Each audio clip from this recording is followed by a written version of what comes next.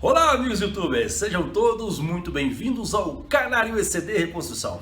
Galera, eu estou maravilhosamente bem e melhorando, espero que cada um de vocês estejam assim, meus amigos. Amigos, hoje estamos indo para a segunda parte da palestra com o criador e veterinário Sérgio Nicolau, falando sobre canários, sobre manejos, criação, como que o criador deve fazer os princípios básicos no seu canário, beleza? Sem mais delongas, vamos para a palestra, meus amigos.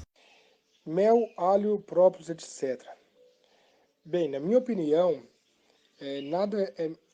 nenhuma frase nessa vida que eu conheço é mais perfeita do que a diferença do remédio pro veneno é a dose. Então, novamente, aqui se encaixa perfeitamente, né? Eu vejo aí o pessoal acreditando que própolis, mel e alho faz milagres e usando doses acima das recomendadas. Isso é um grande risco, pois os três possuem propriedades que são tóxicas para as aves em alta concentração. Então temos que tomar cuidado com a quantidade utilizada e, nas devidas dosagens, os três podem sim trazer benefícios. A questão é que o pessoal gosta muito do milagre, acredita em milagres. E estatisticamente nenhum desses faz milagres, tá? Não adianta você. Tem criador que dá. Ah, eu dou alho, dou própolis, dou mel pros meus passarinhos. Eu chego no criatório dele, a ave tá com fome lá porque ele esqueceu de colocar comida. O, a perda de imunidade, o estresse que esse período de sem comida causou na ave, ou o que o mel e o própolis e o alho fez, é 0,1%. Eu costumo até falar para amigos meus que a gente quer buscar essas alternativas que elas trazem benefícios, trazem, só que elas trazem benefício de 0,1%. Numa granja de frango, que tem 40 mil aves, eles conseguem deixar de perder 4 aves, 40 aves por, por, por, por período com a utilização disso. Então 40 aves para eles é um lucro, faz as contas e fechou. A gente que cria 100, 200 passarinhos, qual que é a importância de 0,1% de ganho na nossa criação? Será que condiz esse trabalho, esse, esse risco, esse investimento? Então fica aí a, a pergunta para vocês. Boa tarde, Thiago. Bem, a boba é um tipo de vírus que eu acredito que ela deve ser controlada mais na questão física do que imuno, tá? Então faz parte das que eu acredito que não deve estar presente em hipótese nenhuma dentro do nosso criatório, nem para pegar a imunidade, tá? Uma por quê? Uma porque é muito baixa a prevalência dela. Outra porque ela é muito. Tem uma taxa de mortalidade e morbidade, que é a transmissão, muito alta. Ou seja, ela caindo dentro do criador, ela vai passar muito rápido para as outras aves e vai ter uma mortalidade muito alta. Então, se trabalhar com uma imunidade nesse tipo de, de vírus é complicado. Aí, questão de vacina. Tem relatos de vacina causando a infecção na ave, por ser uma vacina viva, atenuada. E tem o caso da vacina não ser específica para aves, tá? Para canários, desculpa. E não sendo específica para canários, a gente não sabe o quanto essa imunidade cruzada tem um efeito real. Há veterinários amigos meus que relatam que a aplicação da vacina não faz aquela casca que de resposta, que é mostrando que o corpo combateu a vacina, então vai gerar um anticorpos contra isso. Outra questão muito comum da vacina da boba, que o pessoal fala de usar ela com água destilada, água filtrada e pulverizar. Pessoal, existe realmente sim técnicas de pulverização, de vacinação por pulverização, por aspersão, oral, por intravenoso, intradérmico, mas cada vacina tem um tipo a ser realizada. E a bolba, nem em frangos, nem em peru, nem em pombos, ela tem o método de pulverização. Isso é provavelmente alguém que não é veterinário, ouviu falar que nas granjas dão vacina por pulverização, mas dão Newcastle, dão Salmonella, dão outros tipos de vacina dessa forma. A bolba, até em granjas, ela é feita por aplicação na membrana da asa. Então, não aconselho fazer por aspersão em canário. Quem quer fazer na membrana da asa, eu não sou contra nem sou a favor. Eu não utilizo por questão de tempo e porque tem que pegar todo o espaço na mão e por ter medo realmente de dar uma contaminação por vacina. Adriano, chame um veterinário especialista em aves. Talvez essa fêmea você não vai conseguir salvar, mas você pode estar prevenindo essa ocorrência no seu criatório. Infelizmente é muito comum o criador ter um problema, ele vai, faz o exame, manda para o laboratório manda o resultado e aí o criador não sabe mais o que faz. Porque se der negativo, o criador não sabe o que faz porque não deu nada. Se der positivo, ele não sabe o que faz porque ele não sabe onde pega aquele remédio, como dilui, como administra e qual a dosagem. Então, esse sistema que os laboratórios têm feito, que parece ser ideal para o criador, fala, nossa, agora eles fazem exame para canário, na minha opinião, é um sistema muito errado e não colocando a credibilidade do laboratório em prova, mas só acho que eles não pararam para pensar que é uma informação vazia e uma coleta vazia, porque é como se todos os laboratórios para humano não precisasse do médico solicitando qual exame será feito e qual material vai ser coletado. É, eu imagino, eu faço uma analogia, esse sistema dos laboratórios, a gente chegando com um potinho de fezes e falar, entregar no laboratório e falar assim, faz um exame para mim para ver se eu tenho AIDS ou para ver se eu tenho dengue. É muito semelhante a isso. Muitas doenças de aves não vai ser encontrada nas fezes. Algumas são encontradas nas fezes, mas não por todo o período. Tem a parte que ela vai ser encontrada nas fezes. Tem algumas vão ser encontradas no sangue, mas tem um período que ela vai ser encontrada no sangue, que é a fase de viremia.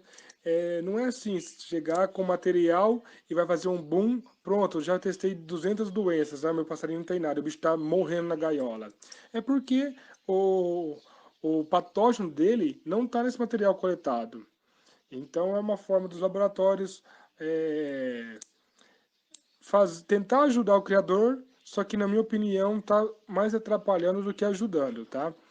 Inclusive já vi booms de pools de testes que tem doenças que só tem em galinha, ou que só tem pistacios, ou que só tem fragilídeos, e está oferecendo para todas as aves. Com coisa tipo, olha, a gente testa 22 tipos de doença. Pô, mas 22, mas 6 daí nem dá em canário? Por que eu quero essas 6? Boa tarde. Bem, primeiramente, há um grupo que fala, pô, não existe preventivo antibiótico como preventivo. Pessoal, não existe como preventivo da bactéria, não existe um antifúngico preventivo do fungo, mas existe o uso sim desses medicamentos preventivo à doença, porque a bactéria e o fungo já estão lá, mas a doença ainda não foi exposta clinicamente, ela está assintomática, tá ok? Então, o uso de antibiológicos, antibióticos, tanto bacterianos quanto fúngicos, é sim muito bem-vindo, muito utilizado, ainda mais em tratamento de plantel. É, inclusive, vermífugo é o principal, esse a gente usa é, por tempo, não por exame, por comprovação, por antibiograma, a não ser se começar a ter algum erro, notar algum erro de resistência, de vetor para medicamento, mas a gente usa já temporal. De 3 em 3 meses usa tal vermífugo, tá? A sua pergunta aí, anistatina, uso preventivo. Isso é muito particular de região, de, de histórico do plantel. Não tem como eu fazer um protocolo para todo mundo do Brasil, tá? Porque com certeza eu vou errar se eu fizer protocolo. Miram, acabei de falar isso em cima. O uso de Ivomec e Frontline, que é o Fipronil, né? São medicamentos que são utilizados em protocolo, isso em qualquer lugar do Brasil, tá?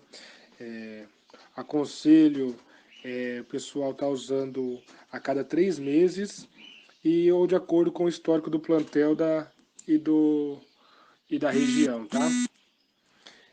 Aproveitar, acabar de complementar o Miro, a pergunta do Ivomec e do Frontline. Frontline, que é o nome comercial do princípio ativo Fipronil e Metoprene, né? O, os dois são bem indicados no caso de ácaro de traqueia. E o problema é que o pessoal tem utilizado formas, inclusive até um pouco bizarras, né? Já vi o pessoal falando que tem que arrancar a pena da ave, colocar no frontline e passar na garganta.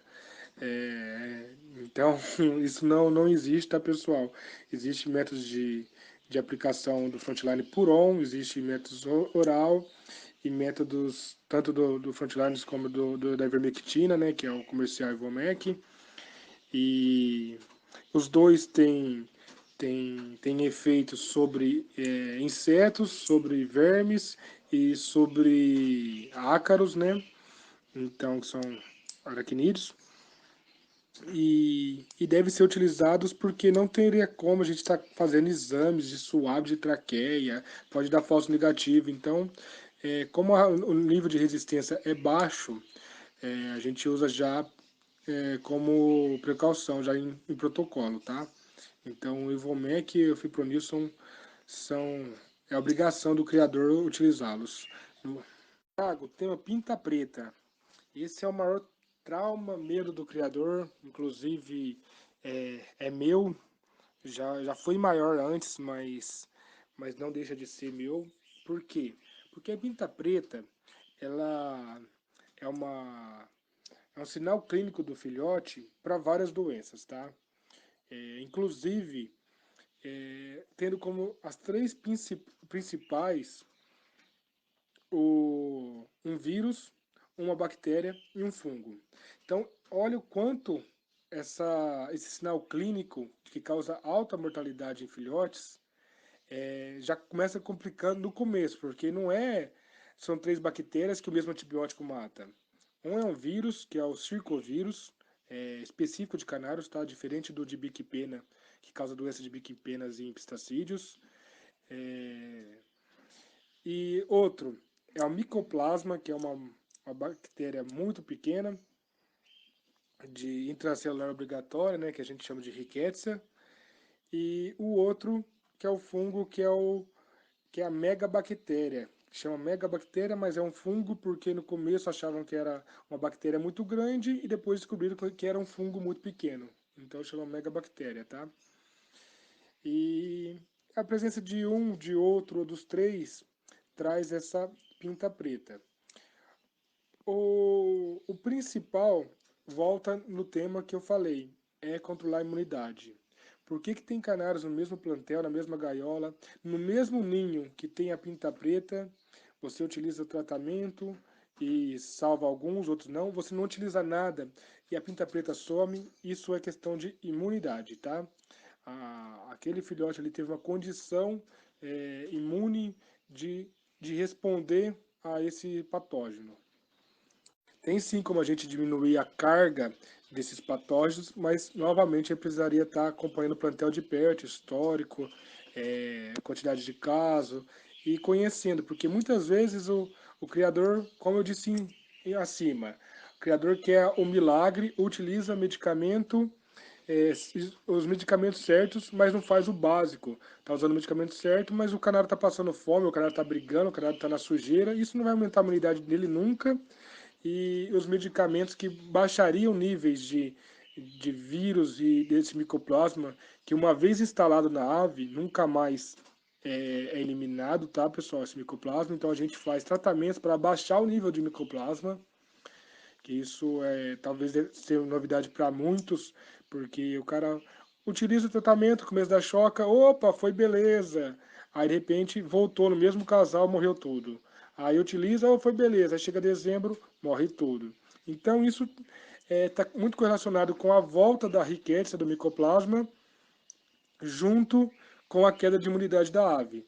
Geralmente, quando começa aquela seca, aquele frio de setembro, e de repente começa chuva e calor de outubro, e nisso tem uma queda de mortalidade, tem uma alta na mortalidade de filhotes, e o cara, pô, mas estava indo bem, de repente começou a morrer tudo, desespera, acha que ele passou uma doença para o plantel estilo coronavírus, e acha que vai ser dizimado o plantel, e na verdade questões de estresse e queda de imunidade da ave.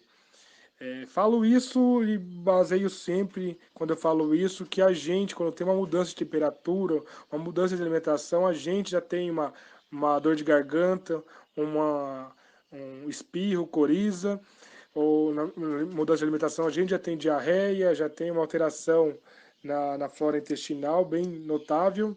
Imagine uma ave de 20 gramas. Sim, coccidiostáticos, coccidiocidas são utilizados também como protocolo, né? Esses são mais tranquilos de pegar em exame laboratorial, que novamente o pessoal erra muito a pedir para fazer exames por conta própria sem a orientação do veterinário, que manda lá fazer o exame e dá positivo coccidiose. O cara coleta um papel de uma voadeira com 30 canários e dá positivo de coccidiose e me liga, Serginho, deu positivo de coccidiose. Falou, ai, que bom, sinal que é canário, porque numa voadeira de 25 aves, nenhum tem coccidiose, ou tá mais que perfeito, ou teve um erro aí de coleta ou de exame, tá? Porque, inclusive, exames de coccidiose a gente não faz por presença ou ausência, não é positivo ou negativo, é por cruz, para a gente saber qual que é a manifestação, a carga de coccidiose que tem nessas fezes. Então, olha, tá abaixo de tantos mil ovos por grama, uma cruz. Tá acima, duas cruz. Olha, tá muito acima, três cruz. E geralmente o pessoal, quando não faz protocolo, quem trata de acordo com o exame laboratorial, que é até o mais correto, mas não que o outro também não seja correto, não tenha bons resultados, é, aí a gente tem um protocolo a seguir que é uma cruz de coccidiose, a gente não trata. Duas cruzes a gente trata dependendo dos sinais clínicos. E três cruzes, independente de sinal clínico ou não, a gente trata porque a carga está muito alta. É algo parecido com o verme de carneiro, tá? Não sei se alguém aqui mexe com carneiro, que usa o FAMACHA para conferir os níveis de verme que tem no carneiro e dependendo do nível do FAMACHA, utiliza o vermífugo. É, a questão de trabalhar a rusticidade nas aves, eu acho importantíssimo, só que muita gente confunde, né? Ou então esquece da dificuldade de trabalhar a rusticidade junto com qualidade de concurso. Quando você trabalha acasalamentos para manter a rusticidade, fazer um canário campeão brasileiro já é difícil, né? Canário campeão brasileiro que tenha rusticidade aumentou a dificuldade mais ainda, entendeu? Então, quando você opta por trabalhar com um canário inferior a nível de concurso, porque ele é mais prolífero, ou porque ele é mais, ou ele trata melhor, ele bota ovos de melhor qualidade, ou porque ele fecunda melhor os ovos, ou porque ele não fica doente, você está ganhando em número de filhotes, mas está perdendo de reproduzir com um canário de melhor qualidade. Que às vezes é aquele canário mais encorajadão, aquele canário que enche. Que a fêmea bota 4 ovos, ele só enche um, e na outra não enche nenhum, e na outra ele enche dois. É um trabalho que tem de ser parabenizado, é um trabalho de extrema responsabilidade, mas o criador tem que saber que ele vai ter um prejuízo a nível de concurso. Na corrida, de quem chega primeiro, ele vai estar com o maior peso nas costas, tá? Quanto se é possível reproduzir aves de excelente qualidade sem uso de antibiótico, é possível sim. É, a questão por que que um alimento orgânico, uma verdura orgânica, ela é mais cara que a verdura convencional? Porque quando não usa de, de fármacos, de produtos químicos para melhor desempenho, a, a produção é menor. Então, é possível você criar canário sem antibióticos? Sim. É possível você criar canário sem remédio nenhum? É possível. Você vai tem o nível de rusticidade do indivíduo e vai ser selecionado isso cada vez mais sem a utilização disso. Mas saiba que as doenças oportunistas, as pragas, os insetos, no caso, em comparação com as hortaliças, com as verduras, vão ser maior. Então, por isso, o produtor vende a verdura dele mais cara. Por quê? Porque no mesmo espaço, ele produz bem menos, tá? Então, quando você utiliza uma canaricultura orgânica, sem medicamentos, você tem que saber que seu bicho é mais rústico, é mais saudável, só que a sua produção vai ser bem menor. Boa tarde, Sérgio. Você cita que alguns criadores são a favor do uso de acidificantes, ou seja, alguns criadores não são. É, Inclusive, médicos veterinários também, zootecnistas, têm o mesmo princípio, tá? Esses acidificantes, também chamados de ácidos orgânicos, particularmente acredito que tem uma resposta é, inúmeras vezes maior do que um própolis, que um mel, do que um alho. E o que acontece na questão de, Sérgio, usar ou não usar, é bom ou não é bom, é que a comprovação dos ácidos orgânicos para a qualidade da flora intestinal da ave já está mais do que provado que realmente é bom. A questão que não foi provada ainda é o quanto que é bom, qual o ácido que é bom, usa o ácido propiônico, o ácido acetil, é, vendo várias respostas diferentes desses ácidos orgânicos, de acordo com algumas bactérias patogênicas, de acordo com alguns coccidídeos, alguns protozoários. Então a dúvida ainda é qual que é bom, qual que não é bom, qual que pode ser usado junto com tal ração, qual que não pode ser usado. Por exemplo, o ácido fórmico tem excelente resposta para salmonelose, e o ácido propiônico tem casos que ele dá uma excelente resposta, em casos que não. E por que, que não dá em alguns casos? Será porque a carga de salmonela era muito grande? Outros acreditam que é por conta da estrutura da ração, ele se incorpora com a estrutura da ração e acaba não entrando em contato com o patógeno. Então tem muita coisa a ser conhecida, mas sem dúvida os ácidos orgânicos, a acidificação, acidificantes, é algo muito interessante sim na alimentação de aves. Então é isso aí, meus amigos. Fiquem super atentos com a terceira parte da palestra, que eu penso que irá ajudar muito você na sua criação, beleza? Um forte abraço para todos, até mais, fique com Deus. Tchau, fui!